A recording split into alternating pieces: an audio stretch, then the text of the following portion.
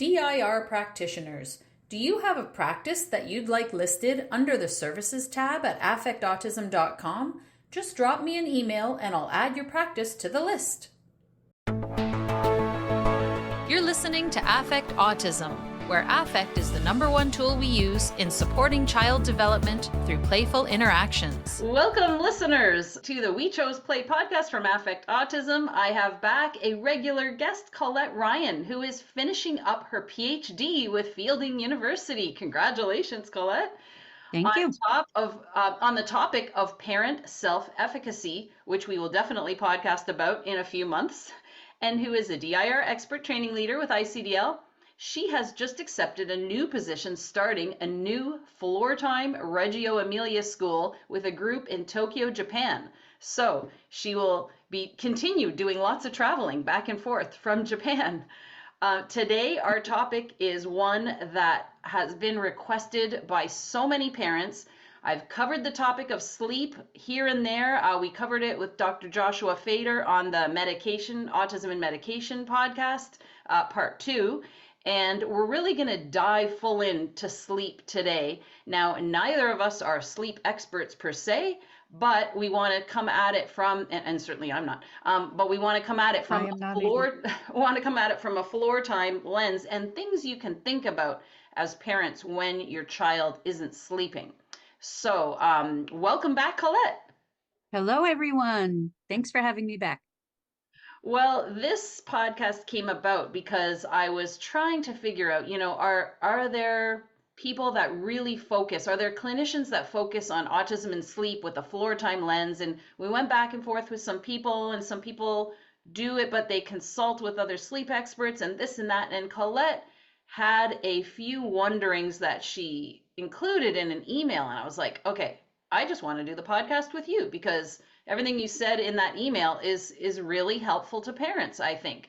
So the first thing you had said to me was, does the individual have difficulty falling asleep, staying asleep, or waking too early? Mm-hmm. So, I mean, I know from Parent Support Group, we have all of those. Yes. And parents are exhausted. Like my son breastfed every 2 hours until he went into the hospital at age 2.5. Then we came out, the one way I felt was a sure thing to regulate him was continue to breastfeed him. In the hospital, they encouraged me, this is a chance for you to wean. But I wanted him to stay regulated. And then with his autism diagnosis, he was like, his delay was there if you consider a delay compared to neurotypical children. And he ended up breastfeeding till he was 5.5. So that, although it wasn't every 2 hours anymore, I really didn't have a full night of sleep that whole time. And then Absolutely. He didn't sleep through the night till he was at least, now I have to look back at my notes, but it was at least 7 or 8, if not older.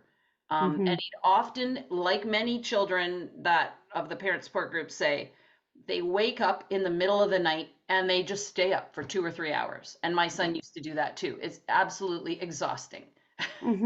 Oh, I bet it is. And when we think about the statistics, 50 to 80% of individuals with autism will have sleep difficulties. That's a big percentage.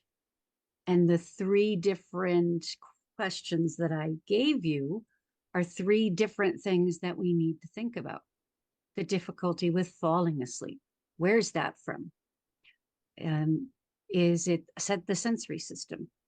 Is it difficult for that individual to just calm their sensory system down enough to allow themselves to fall asleep?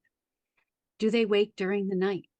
Is it because they're going through the sleep cycles and instead of going smoothly from this one to that one, they're stopping off and waking in the middle between these sleep states? So there's another difficulty. And then if an individual has a really hard time waking in the morning, we have to think about at what point in their sleep cycle are they? Because there's 4 different parts of your sleep cycle.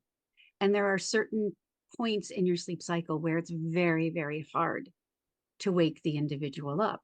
And those are the sleep cycles that we need for our cognitive load, for restorative sleep, for our mental health. So we have so many different things to think about. And then there's the age-old problem of children waking up earlier than we really would like them to. And that's not just individuals with a diagnosis, it's for many children. Their body does not allow them to wake up and then know, oh, it's still dark, I should fall asleep. Because that's an if then. That's logical thinking. It's dark out, I should go back to sleep, is at the higher end of the capacities. And if you're not up there, you wake and go, ha, I'm awake and I'm ready to go. I can't wait to go play my Super Mario video game. I'm going to run downstairs and turn it on. Yes, because I don't have that capacity to realize the if thens. If it's dark, I should stay in bed. If it's dark, I can't play my Super Mario. If mom and dad or caregivers aren't awake, I shouldn't get out of the bed. It doesn't happen for them. So what you said about the sleep cycles reminded me of a hilarious story that I've long forgotten and just remembered. When my son was literally 3 months old, we decided to go on a little road trip because I was so exhausted from everything. I said it was that, he was born in May, so it was like the end of August, so May, June, July. Yeah, so he was just about 3 months old. Like, let's go on a trip before, and his dad was a student, so had to start school again in September. I want to go on a road trip to Quebec, and I want to just have, some experience of vacation, because I've just been, breastfeeding every 2 hours, and this is culture shock for me. And so we had to get a passport photo, and it was like at, I don't know, 10 or 11 a.m. It might have even been noon, I don't know. So my son was totally knocked out cold. He's this little baby. Bring him to the passport office. I'm not kidding, Colette. We were there for 40 minutes trying to wake him up. We were splashing water on his face, jingling keys. Like, I didn't want, don't want to do shaken baby syndrome. So, like shaking him a little bit, pinching him. He would not wake up, and they wouldn't take a passport photo unless his eyes were open. Right. Finally, he sort of woke up, and his picture's sort of like, his eyes are. And I was like, wow, this kid who won't get to sleep and screams so much and needs to be held constantly, and now we can't wake him up. What's going on here?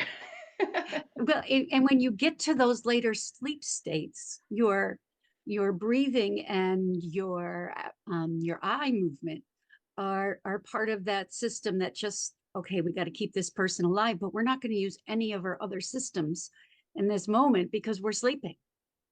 And so he was probably in that sleep state where there was nothing else going on except for the breathing and the eye movement.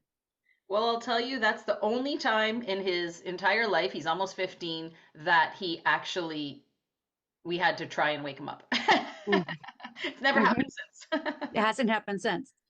So then it begs the question, is he getting into that deep sleep enough? And that's the one thing I wonder, because he's been a good sleeper now for a number of years, sleeping through the night finally. But it's like I've heard this from other parents too. No matter what time he goes to bed, he's always going to wake up at the exact same time, almost to the minute. It's like unbelievable. And so, especially when daylight savings time comes and goes, I try and make the adjustments, like keep him up a bit later, or go to bed a bit earlier, go to bed a bit earlier. And this spring, it went smoothly. I was really surprised, which was great, because he was starting to wake up at 5 and everything. And I was like, oh, that's too early. And then finally he started waking up at 7. But in the last 2 weeks, he's just randomly been waking up at 4:30 in the morning, ready to go. And it's like, oh, go back to sleep, go back to sleep. And he knows. I've tried a glow clock for toddlers, like when you see this, stay in bed. And I've explained to him, if it's still dark, you have to sleep. And he knows, but he doesn't want to. And of course, he's not fully there at functional, emotional, developmental capacity 6 yet, that you're talking about with the logical stuff. He's definitely has lots of capacity, a little bit of capacity in there, but his system is upregulated and he's ready to go. Absolutely. And we know that the passage of time and space happens in capacity 6 also. So the fact that you're saying it's 4:30 in the morning oh, thanks for the information, instead of, oh, I'm not supposed to be up yet. Yeah. Yeah, I'll say you have to wait till the sun comes up. But again, he's like, when's that? And he doesn't understand time yet because I'll say, I'm picking you up at, whatever, 3:30 from school. And he'll say, no, 7 o'clock. No, 9 o'clock. Not Mhm. realizing that that's later or earlier, even though Right. he can tell time on the clock and look, it's that, that sense that we talk about. Right. So let's get into those individual differences that you mentioned in that email to me that will impact. So how a child, whether falling asleep, Mhm. staying asleep, or waking too early. So the arousal level, tactile, proprioception, vestibular. Mhm. Now, neither of us are OTs, but what do you say, Colette? We play. We play one on TV. Yes, yes. Yes. Yes. And I don't think we have to be OTs to recognize things that may get in the way of our children's sleep. We can see that there's constant movement. That individual might be, their body and their brain may be saying, I need to move because that's how I'm going to regulate. And as much as we try to do calming before bed, that might not be what that individual needs before bed. They may need to jump and run to get themselves regulated enough that then they can fall asleep. So thinking Okay, I'm about going to pause arouse, you there because that I have never heard anybody say that before. Every single person I've ever heard talk about sleep talks about calming, mhm, quiet, smells, mhm, maybe light music, dim lights, quiet time, reading, no screens 2 hours before bed. And you're saying we might need to run and jump and move around, which my son instinctually would do as a youngster. mhm, yes, because we need to attune to the individual in front of us, not something that maybe someone else is recommending for a different child. If I'm attuning to my child who has difficulty with regulating and needs movement, then I know I have to provide movement before bed so that that body is now feeling, okay, now I'm all right, now I'm regulated, and now I can go to sleep. So it's the attunement piece that we have to think about, not just the lists of things that are recommended. So we're talking movement, we're talking about that vestibular sense. And of course, if we talk to OTs, which sometimes I podcast with OTs, they say, they're all sort of connected, vestibular with visual, with this, with that. So Proprioceptive, yeah. yeah, Mm-hmm. the vestibular system is your sense of balance and the movement. My son just constantly needed that movement input as a baby. So at night I would have to like totally like move him side to side, Mm-hmm. rock Mm-hmm. him, and when he was toddler and a little bit older, like just running full speed, super excited, and he loves roller coasters. My vestibular system is the opposite. If someone picked me up and spun me around once, I would like freak out. Me too. So depending on your child, Mm-hmm. the amount of movement they need varies. Right. It even with sleep, we need to attune to what the individual needs. You gave some other really great ideas of aromatherapy, if that's what your child likes, turning down the lights, if that's what your child feels good with within the world. I do totally agree with you about the screen time, though. Screen time needs to stop fairly early before bedtime because screen time, using screens activates that pleasure center in the brain. And the pleasure center in the brain says, yeah, keep it coming. Keep it coming. I really like this feeling. And for some individuals, they don't know when to stop. And so they get over aroused because of the screens. So I heard something.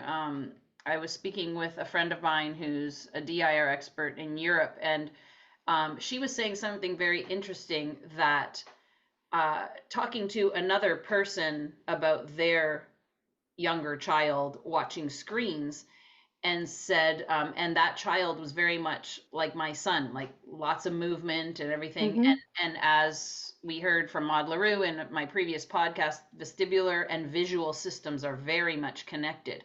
So Yes. this child and my son both have visual spatial things going Mm-hmm. on.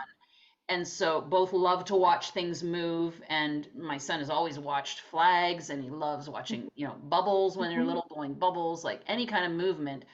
And she said screen time is stimulating that visual system, and it makes them actually crave more visual input. Absolutely. And that's kind of something that Mm-hmm. we want to avoid. And Yeah. that's hard for parents to avoid screen time, Mm-hmm. because screen time is what gives us a minute to ourselves to make dinner, Mm-hmm. to do this, to do that. Right. And then screens are not going away ever. Mhm. We have them now, and we're going to keep having them. What we need to be able to do is teach appropriate screen watching. When is it appropriate for watching a screen? What are we watching on the screen? How long are we watching on the screen?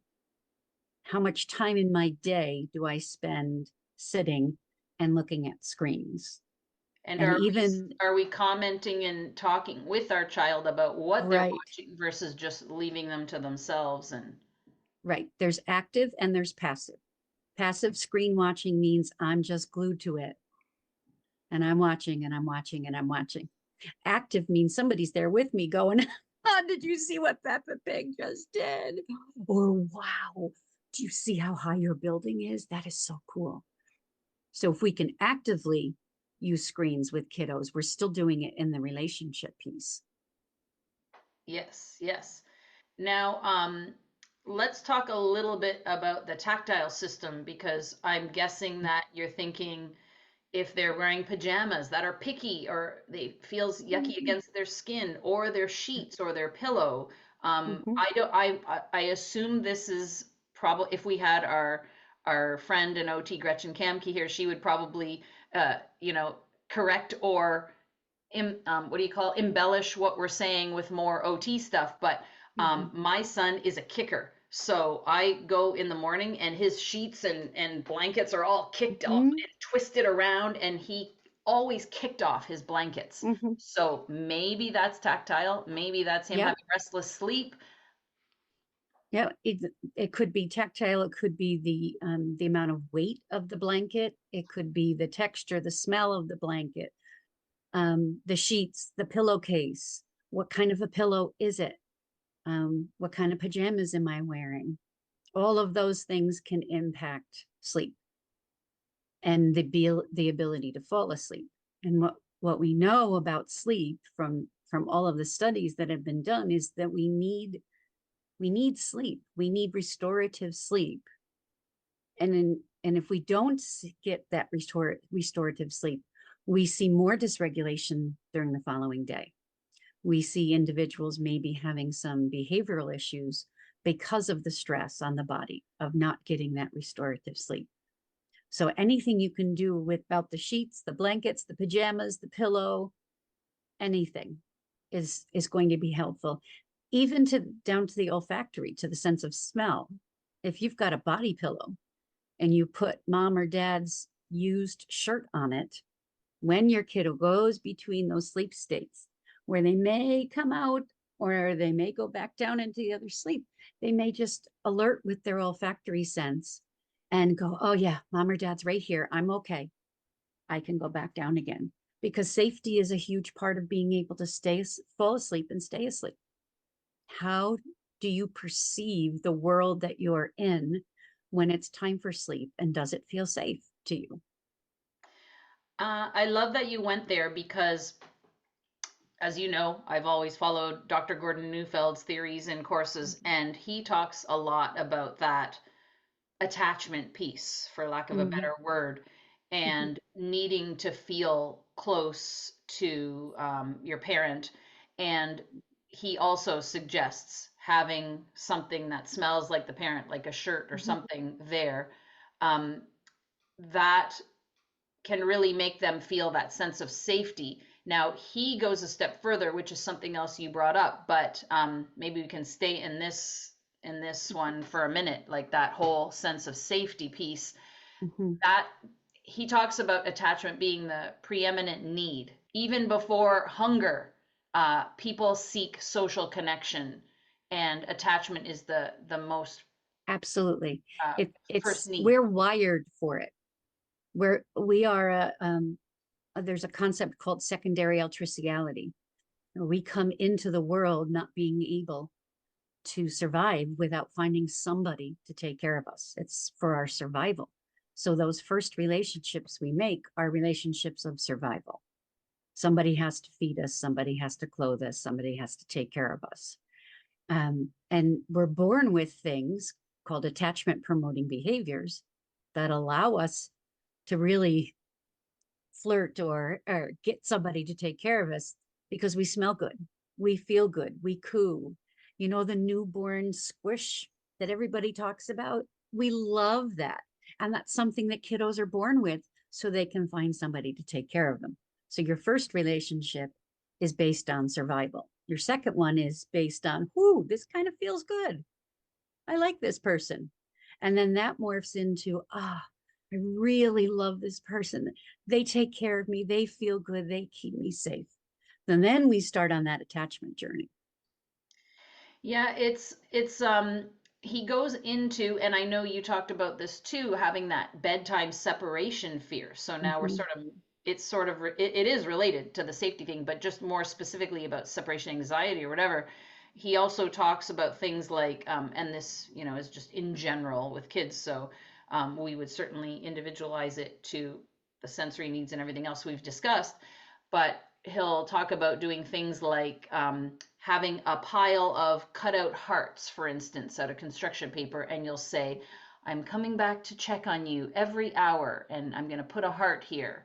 And Mm-hmm. then by the time the child wakes up in the morning, they have a pile of hearts next to them, Mm-hmm. not knowing when you actually placed the pile of hearts, but you know, like having that idea. Now that may not work for some of our children who are in the lower capacities, but it's just an example. I Mm-hmm. know that when my son was young, like he was just attached to me. Like even if I'm taking a shower, he's banging at the door, screaming for me. Mm-hmm. School, like preschool drop off, and even when he started, you know, school, the transition and all of that. And sleep is a transition.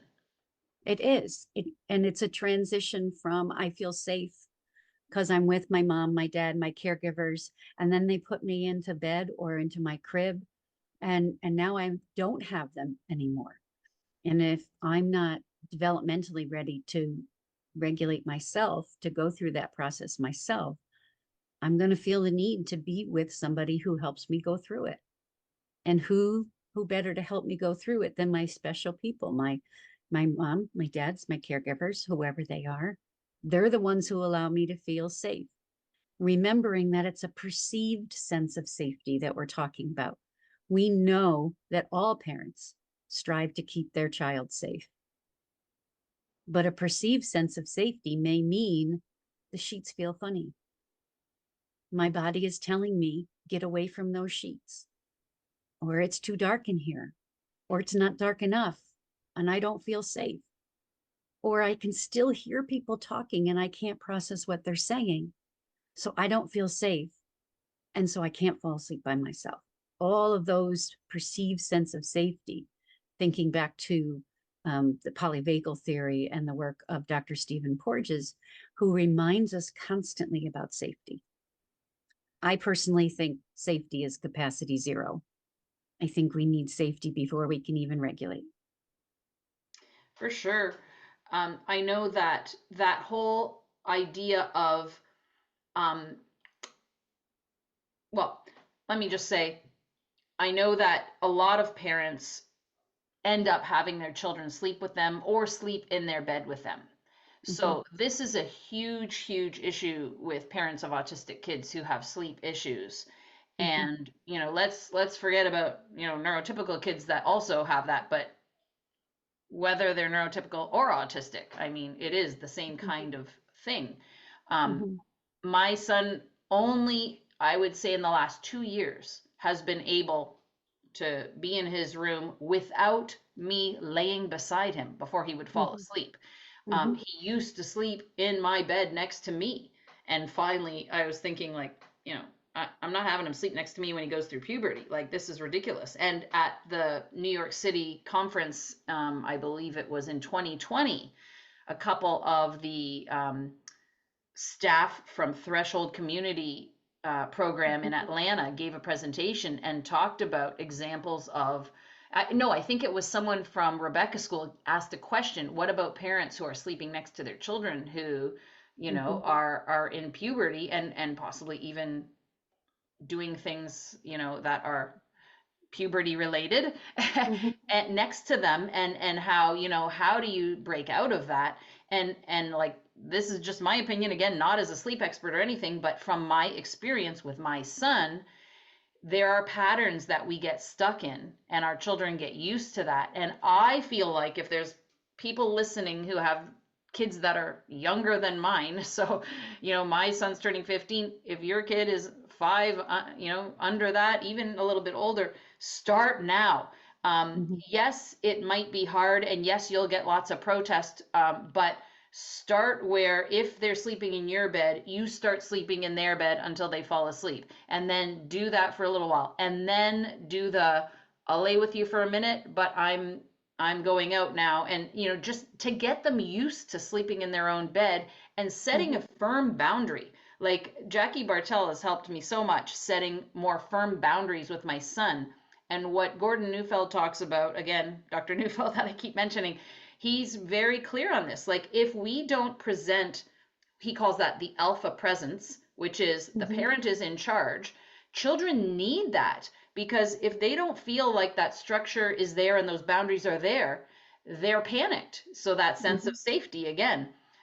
They don't know, like, where's the limit? My parent doesn't know how to take care of me, and they turn into what he calls alpha children who have to take care of everybody else. So then you'll see the bossy child who runs the show and need everything their way because they feel like the parent isn't providing that structure. And, you know, I'm just grossly summarizing things that Neufeld has hours and hours and hours of courses about. But I find that with my son, if I don't set that firm boundary, he'll push and push for what he's used to because that's his sense of safety. And when I shift that over, he gets used to the new normal. Now, mind you, he's older now. Maybe it would have been harder if I had tried to do that when he was younger. But I think in general, a lot of parents of neurotypical kids whose children might want them to sleep with them and, oh, I feel bad, I don't want them to cry. This is producing a lot of anxiety in teenagers as they get older because they don't feel that they don't have that sense of boundaries. I mean, I'm just a lay person talking about this. There's lots of information out there that's from clinicians and things about this topic. And if you enjoy hearing Dr. Greenspan's voice, which I always do, having had him teach me about Floortime, so hearing him again gives me a lot of pleasure. He has a really great podcast that's available on the ICDA website about limit setting. Yes. It's really, really good and really powerful. And one of the first things he tells us is you can't set a limit on somebody that you don't have a relationship with. And I think that's really important also for all of us to remember. But when it comes to sleep, we get into patterns of behavior. We get into patterns of behavior with everything we do.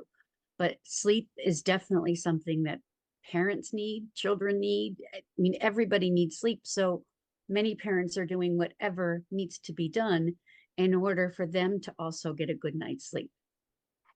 And for some parents, it's not a good night's sleep because they're sleeping on the floor or they're sleeping in a twin bed with a 10-year-old who's moving around all the time. And parents aren't getting quality sleep. I do agree it gets worse before it gets better. When you set that new limit of sleeping in your own bed, it's going to be hard for several days until the individual finally realizes this is a new pattern of behavior. I'm going to provide you with safety no matter where you are. And if the child is able to verbalize or communicate things that allow them to feel safe, have that list, have that discussion with them. What do you need in order to be able to stay in your bed and fall asleep?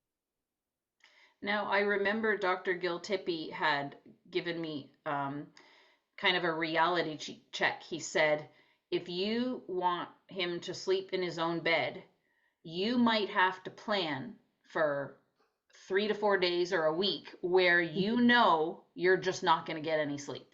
Yep, And absolutely, you're going to absolutely. set that limit and you're going to say, no, this is parents' bed. Parents sleep in Mhm. the parents' bed. This is your bed. You're sleeping there, and you stay firm. And they have their tantrum.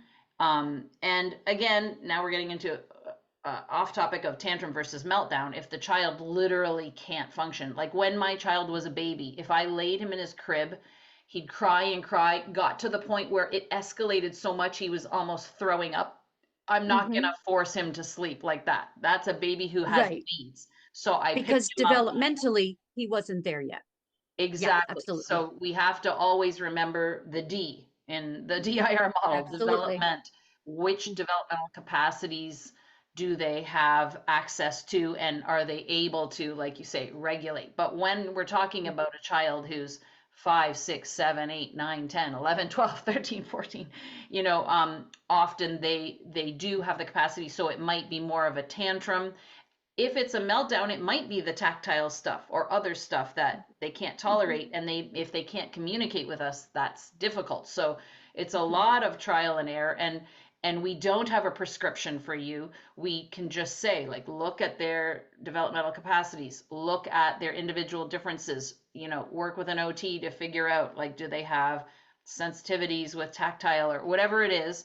But you all have to figure it out for yourselves and your own child Mhm.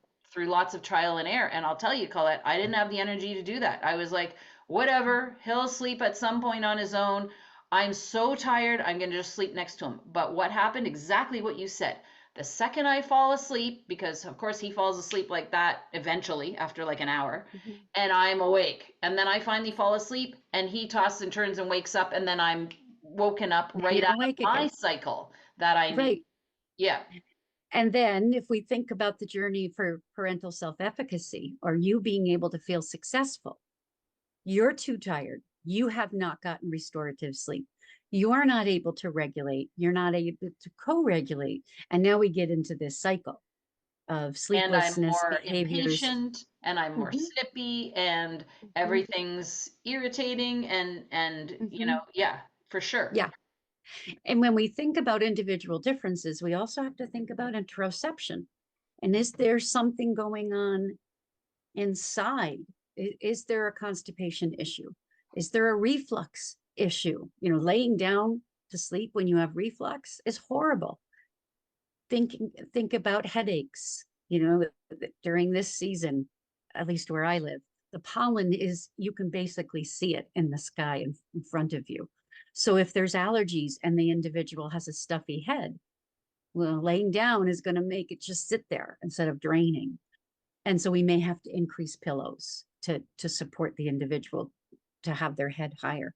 There's lots of different things to think about as far as what does your child need in order to feel safe and comfortable enough to fall asleep. Now, the other big thing that affects a lot of children with autism is seizures. And so Yes. my son has an irregular EEG. Whether or not he's having seizures, we haven't seen any signs of that, but he has seizures in the past. Mhm. And during puberty, that's a time when they can resurface. So I'm always on edge, worried about that. But I know there are parents in parent support group who know that their children do have seizures. And if they, another horrendous thing to go through is that overnight EEG where you have to Mhm. have your child attached to all these electrodes and have a full night of sleep. I never did that. I just thought, how in the world is my son going to keep that on all night long? We've only had Mhm. short EEG tests, but they can see if your child is having irregular brain activity, and that can affect sleep too. And Mhm. there's not much parents can do about that. Like that's one of those things that makes you feel so helpless. And it's another thing that we have to attune for. I talk about attunement all the time. We have to attune to each individual. When it comes to sleep, the attunement is for safety, definitely.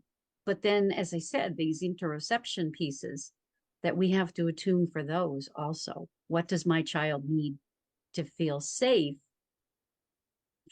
but because of their sensory system, what does my child need to be safe because of the air interoceptions? In terms of, like, for instance, at school, he'll be aggressive, and then sure enough, an hour later, he has a bowel movement. He Mhm, wouldn't, like, none of us really tied it together until we're like, oh, wait a second, like, that's what's mhm, going on in his stomach. But mhm, now he's starting to be more aware of it. Only in the last year or so, he's starting to mhm. feel something in his stomach. So that interoception piece can take years to develop in our kids. And they Absolutely. can't tell us. And my son is verbal. So imagine the children who are non-speaking, who maybe aren't yet reliably using alternative modes of communication. As Mhm. parents, we're being detectives and we're guessing. Absolutely. And I'm thinking about the children or the individuals who don't feel how tired they are, who don't feel the sensation that their body is telling them, you need to lay down, you need to sleep.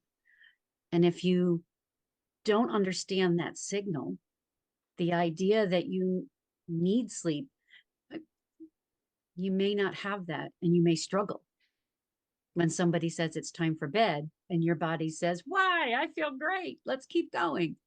And you don't understand that your body needs to sleep. And that's something that we as adults also need to realize as parents. We need sleep. We need sleep and restorative sleep in order to get up the next day and be ready to attune to our children.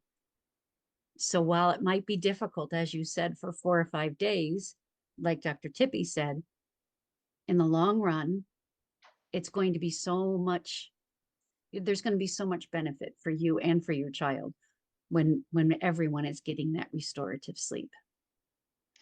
There was a funny incident with my neurotypical nephew when he was about 5 or something, and it was getting late, and we were at, all the relatives were over. We had some birthday party or something, and we're like, oh, so and so, it's your bedtime.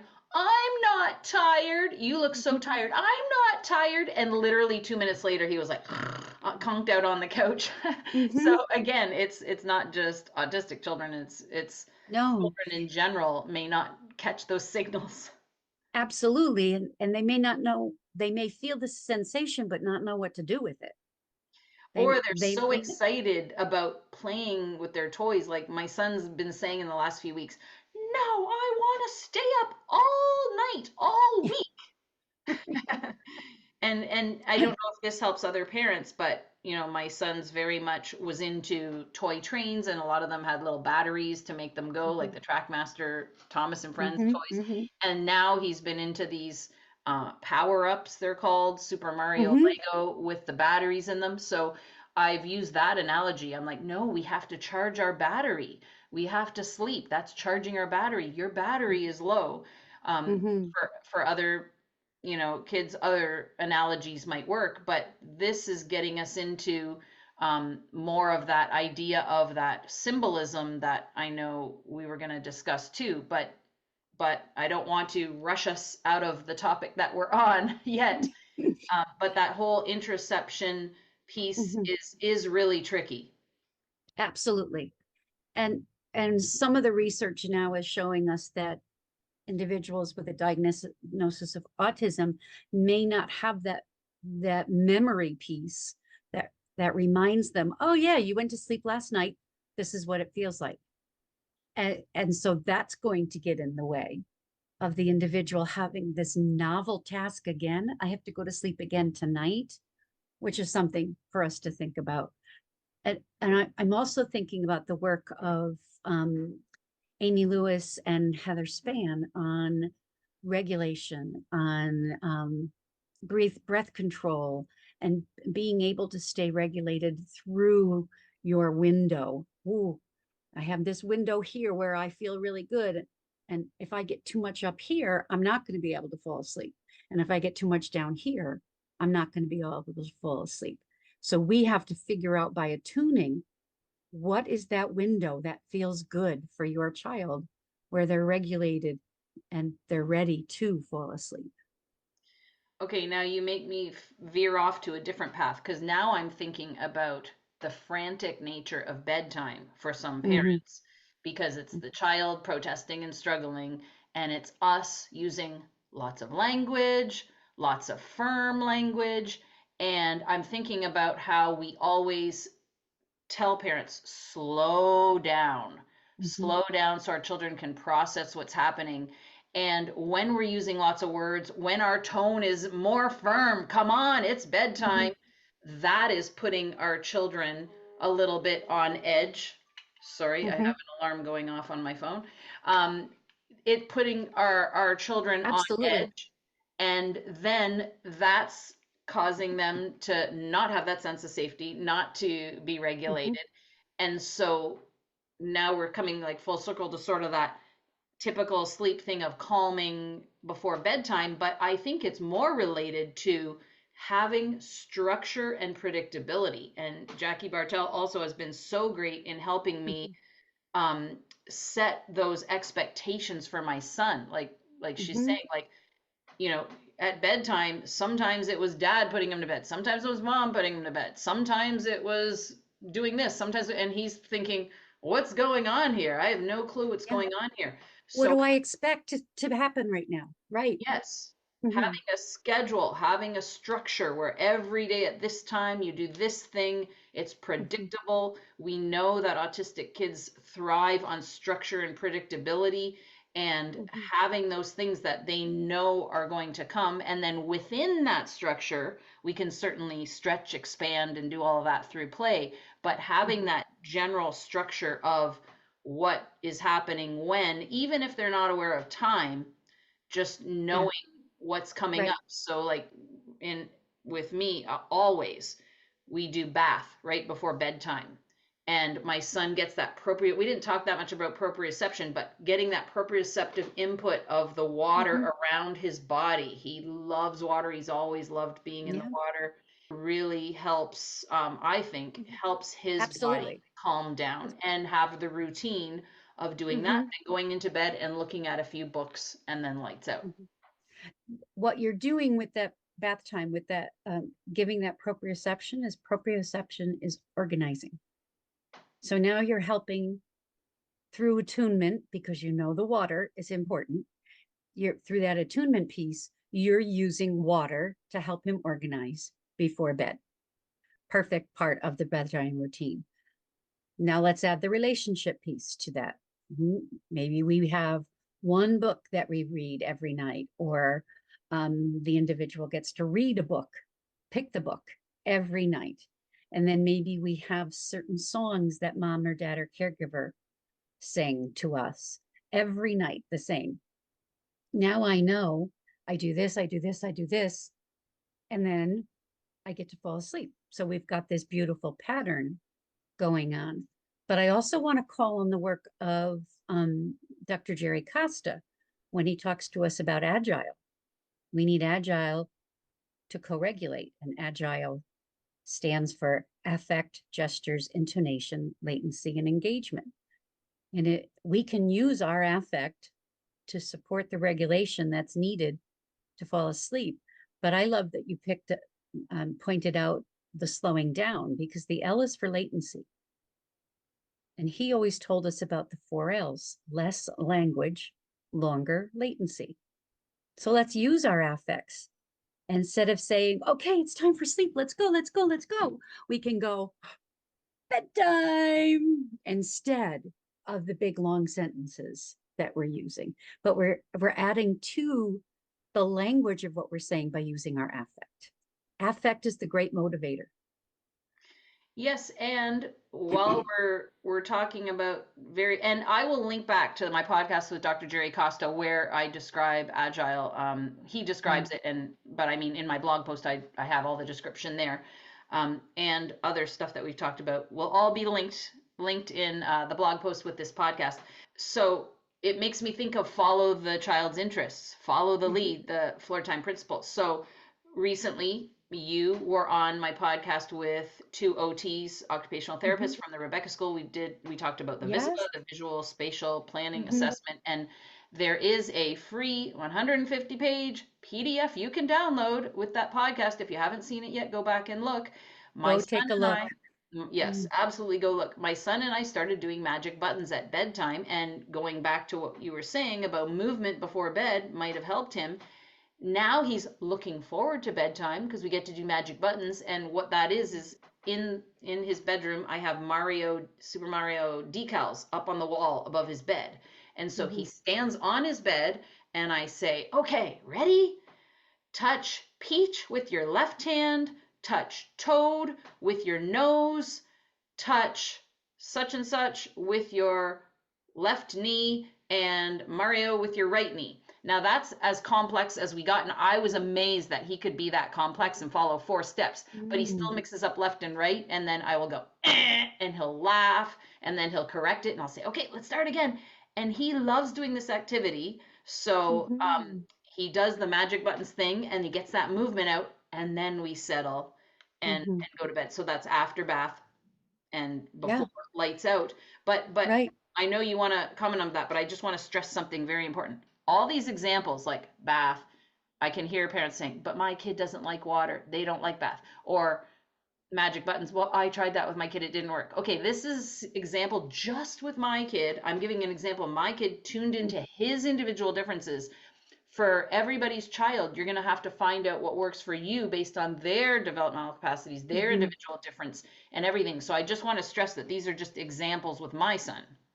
Absolutely, absolutely. And for some children, it's going to be totally different than what your suggestion is, Daria. Um, I think for the kiddos who are at those first 4 capacities, it's probably going to look very different from what you're doing. But we know in capacities 3 and 4 that play now is experiment play. I'm going to play out what I've seen other people do. This is my experience, so I'm going to play it out. And so maybe having a show, maybe there's an episode of Peppa Pig where she had to go to bed. So now we play that out with our characters. Or when Marshall had to go to bed and Chase tucked him in. So we watch that episode and then we tuck everybody in. So getting into these patterns that we've talked about, they're going to be as unique as each of your children are. Your pattern of how you support bedtime and going to sleep is going to depend on your child. There's lots of different things that we can suggest, but think about what they like. What makes them happy? What helps them to relax? What is the thing that feels good to them? There is a method of massage that's I highly recommend called Qigao. Um, Dr. Galifano is in Mount Clair State University, and she's developed and researched this Qigao massage that is amazing to support sleep in some individuals. So it may be that you need to do a massage beforehand. Maybe you do some olfactory work beforehand. It's going to be as unique as your child is, and I have total faith that you're going to figure it out. You're going to all figure out what your child really likes and how you can incorporate that into sleep.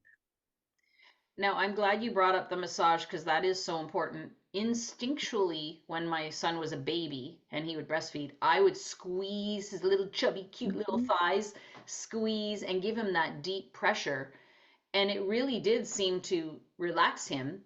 Yeah. And we started doing that recently. Well, first, I'll just say Maud LaRue talks about this, that one of the best things you can do for regulation, really for all kids, is give them that deep pressure massage when they wake up and deep pressure massage before they go to bed. So squeezing the Mm-hmm. thighs, squeezing the calves, like squeezing along the arm, avoiding the Mm-hmm. joints. And that input, just like even if you just do it to yourself, like it feels good. It feels good Mm-hmm. to get that deep pressure and relax your body.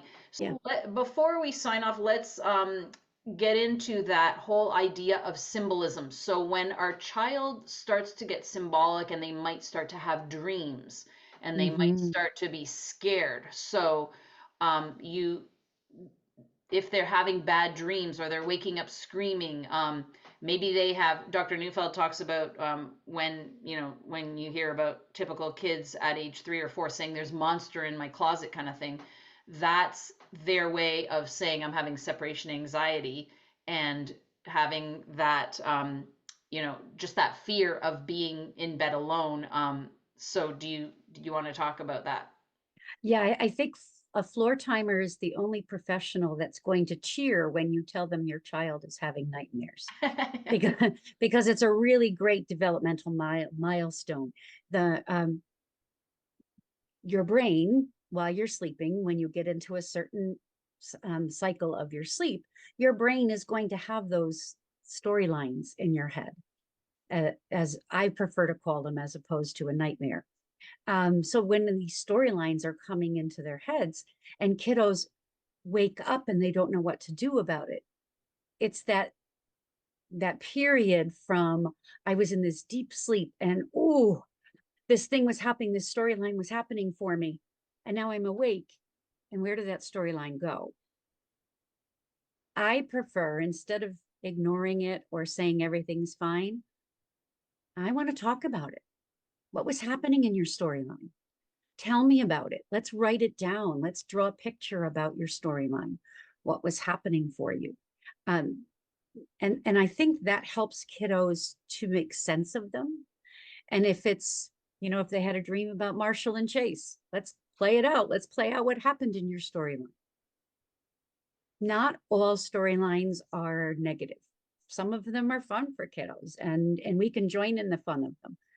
But if it is a more negative storyline, we can talk about, oh, wow, that must have really been hard for you. Do you want to tell me how you felt? If the child is able to do that, or just feeling felt for the child. Wow, that's a big feeling that you just had in there. Let's write this storyline down and we'll put it in our storyline book of the different storylines you've had. So instead of dismissing it, let's talk about it and help the child make sense of it if they're able. If they're not able, then we're going to support them.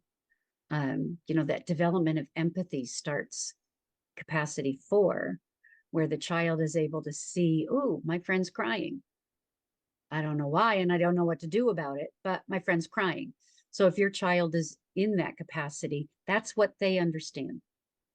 I had this storyline and it made me cry. And so we feel felt with them. Capacity 5, I know my friend is crying and I know it's because they dropped their ice cream, but now I don't know what to do about it. So we address those storylines differently.